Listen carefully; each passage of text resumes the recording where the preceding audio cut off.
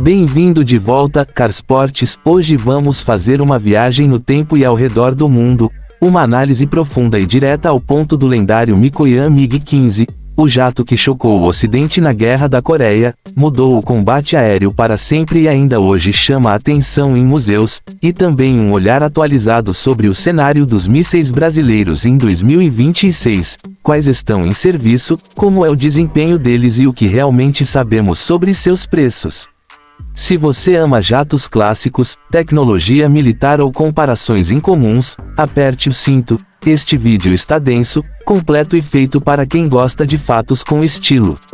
O MiG-15 surgiu em uma época em que caças com motores a pistão ainda eram comuns, e de repente as regras mudaram. Ele combinava asas enflechadas, um poderoso, para a época, motor a jato de fluxo centrífugo derivado do Rolls-Royce Nene e armamentos otimizados para derrubar bombardeiros pesados. Pense em grandes canhões em vez de rajadas de metralhadora. O resultado foi um caça leve, ágil, capaz de subir rápido, fazer curvas apertadas nas velocidades de combate da época e atacar com força em combates verticais, tornando-se um pesadelo para os primeiros jatos de asas retas. Os pilotos tiveram que aprender a gerenciar energia e ângulo de ataque de forma diferente em relação aos aviões a hélice, mas, uma vez dominado, o MiG-15 podia subir e, em muitos casos, manobrar melhor que seus contemporâneos. No design, o MiG-15 é um exemplo claro de forma seguindo função em um contexto de Guerra Fria. A grande entrada de ar no nariz alimentava o compressor centrífugo, e a enflechamento moderado das asas era suficiente para atrasar os efeitos da compressibilidade. O cockpit era básico, mas funcional, a estrutura era robusta, e o ciclo de manutenção foi pensado para ser simples, permitindo que unidades de linha de frente o mantivessem voando em condições adversas. A configuração de armamento típica, um canhão de 37 mm e dois de 23 mm nas primeiras versões, era devastadora contra grandes aeronaves, podendo destruir um bombardeiro com poucos disparos. Essa filosofia de poder de fogo pesado tornou os combates brutais. Se um MiG acertasse um alvo, as chances de ele continuar voando eram mínimas. O histórico em combate, especialmente na Guerra da Coreia, é onde a lenda do MiG-15 ganha força. Ao enfrentar os caças americanos F-86 Sabre, o MiG mostrou que não era invencível, mas estatísticas e relatos de pilotos comprovam que era um adversário formidável. Nas mãos de um piloto habilidoso, o MiG podia trocar golpes de igual para igual. O Sabre tinha vantagens em mira de radar e em algumas manobras, mas a taxa de subida e o armamento pesado do MiG exigiam uma abordagem tática totalmente diferente. Além da Coreia, o MiG-15 foi exportado e produzido sob licença em vários países, multiplicando seu impacto e garantindo que, nos anos 1950, ele define-se o que significava combate aéreo a jato.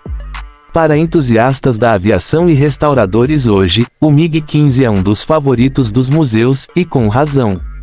Aeronaves preservadas estão em grandes coleções, Smithsonian, RAF Museum, Museu Nacional da USAF, e atraem multidões porque, quando você está perto de um, sente o quão compacto e funcional é o design. Pilotos que já voaram MiG-15 preservados em shows aéreos muitas vezes se surpreendem com a experiência crua e direta em comparação com jatos modernos, sem fly-by-wire, sem aviônicos sofisticados. Pilotar um desses é uma conversa puramente mecânica entre piloto, manche e manete. Se você for mostrar o MiG-15 em vídeo, use closes do cockpit e dos canhões, essas imagens contam a história por si só.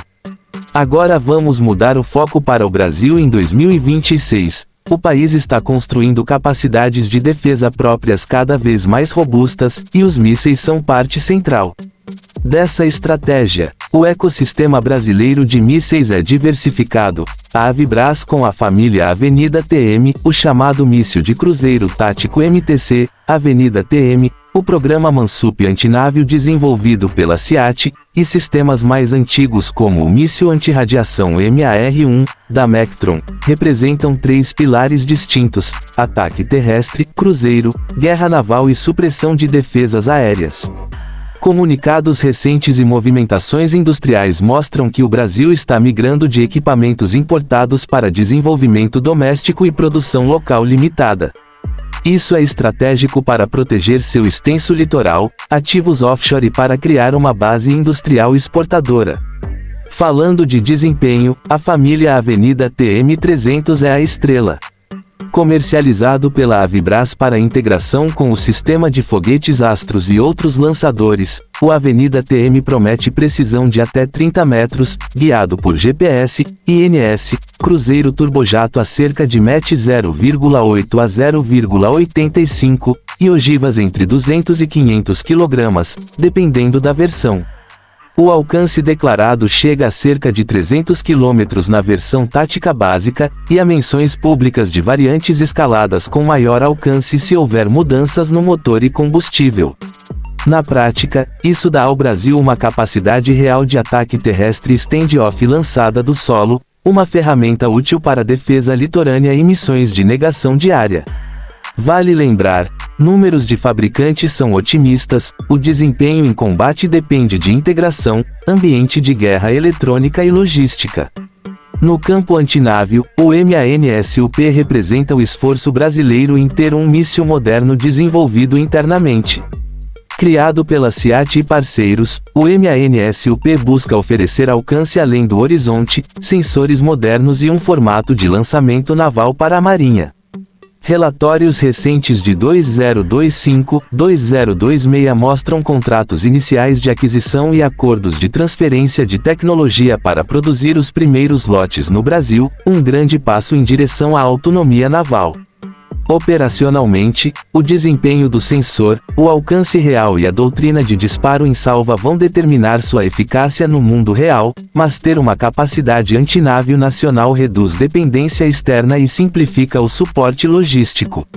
O míssil antirradiação MAR-1 é mais antigo, mas importante historicamente, desenvolvido pela Mectron com participação do DCTA, o MAR-1 tem como alvo as emissões de radar inimigo e foi projetado para lançamento aéreo. Ele é um míssil antirradiação de curto, médio alcance, com alcance estimado entre 60 e 100 km, e dá ao Brasil, e a alguns clientes de exportação, a capacidade de suprimir defesas aéreas inimigas. Seu desempenho real depende muito das contramedidas eletrônicas e da disciplina de emissão do alvo. Redes de radar modernas que desligam ou enganam sinais reduzem a eficácia de um arme, a menos que haja um bom planejamento de guerra eletrônica. Mesmo assim, o MAR-1 deu ao Brasil uma capacidade valiosa e serviu como base para buscadores mais avançados. Agora, a parte mais delicada: preços. Custos públicos de mísseis raramente são divulgados com clareza. Governos, fabricantes e acordos de exportação quase nunca publicam valores unitários detalhados, muitos números aparecem em contratos globais que incluem sistemas, treinamento e suporte. Para ter uma ideia, relatos sugerem que mísseis de cruzeiro táticos e sistemas associados podem custar de dezenas a centenas de milhões de dólares por lotes inteiros, dependendo do volume. Por exemplo, rumores históricos de mercado, não oficiais, mencionaram preços de centenas de milhões por centenas de unidades da família Avenida TM, mas isso não é confirmado. O que podemos afirmar com segurança: produzir mísseis no país pode reduzir custos recorrentes ao longo do tempo ao internalizar manutenção e cadeia de suprimentos, mas o investimento inicial em P&D, certificação e ferramental é alto. Sempre desconfie de valores que vê online se não forem de fontes oficiais. Do ponto de vista da política de defesa em 2026, o orçamento brasileiro importa. Documentos e relatórios de 2025-2026 indicam aumento nos gastos com defesa para apoiar a modernização, incluindo construção naval, atualização de aeronaves e programas de mísseis, o que sugere que o Brasil pretende financiar projetos nacionais em vez de apenas importar. Isso significa mais investimento em P&D para amadurecer os mísseis, mais capacidade de produção local por meio de parcerias e estabilidade nos planos de manutenção de longo prazo. Para quem acompanha geopolítica, aumento de gastos não significa automaticamente postura ofensiva. No caso do Brasil, é frequentemente apresentado como proteção da soberania marítima, defesa de plataformas de petróleo e gás offshore e dissuasão assimétrica ao longo de seu extenso litoral. Lições práticas: se você quiser comparar o MiG-15 e a tecnologia moderna de mísseis em um vídeo, o MiG-15 é um exemplo icônico de como o design de uma aeronave molda a tática, seus canhões, aerodinâmica e simplicidade ensinaram forças aéreas e navais o que realmente importa na era dos jatos. Os programas de mísseis do Brasil mostram o equivalente moderno, plataformas que mudam a forma como as nações pensam em alcance, dissuasão e soberania. Ambos tratam de adaptar ferramentas à estratégia. O MiG foi a resposta à necessidade de caças rápidos e baratos em uma nova era. Os mísseis brasileiros atendem à necessidade de dissuasão de longo alcance e independência industrial em uma era de competição marítima. Para fechar, aqui vai um convite: se você gostou dessa análise técnica, deixa o like, se inscreve no canal para mais vídeos sobre jatos lendários e tecnologia de defesa moderna, e comenta aí embaixo, histórias de pilotos de MiG-15, curiosidades sobre mísseis ou qual sistema brasileiro você quer que a gente analise no próximo vídeo. Eu vou ler os melhores comentários no próximo episódio. Valeu por assistir, e te vejo